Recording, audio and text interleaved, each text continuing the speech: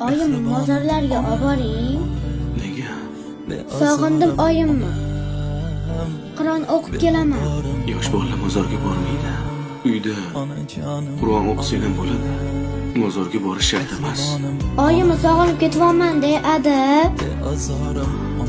Oyimni mendan boshqa hech kim sog'inmayapti. Voy bolam.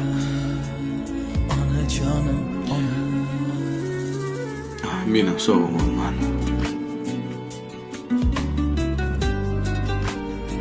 Amaki, oyim qanila.